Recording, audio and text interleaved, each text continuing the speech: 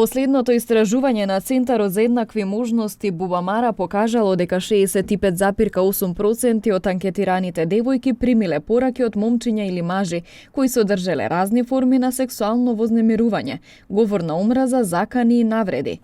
На Тетовскиот плоштад денеска беше поставена изложба на сатирични слики, насловена Без име, преку која беше упатена порака дека насилниците имаат имиња и треба да бидат казнети, а институциите да бидат поажурни. Речиси една година работиме за онлайн вознемирување и видовме колку несериозно полицијата ги третира овие пријави, особено кога дават неточни информации, како немаш право да дознаеш името на персонот што ти го пратил пораката, тоа е неточно, и многу други информации.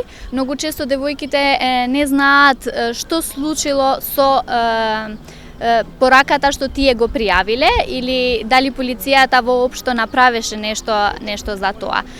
Ние ова изложба го организираме без име, затоа што сакаме според илустрациите да кажуваме или да даваме порака за онлайн вознемирување.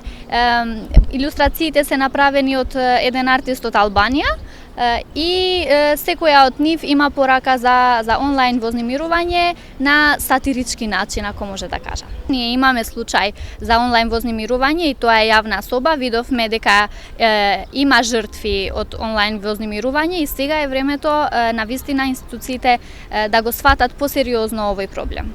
Целта е да се поттикнат жените и девојчињата да пријавуваат вознемирување на социјалните мрежи.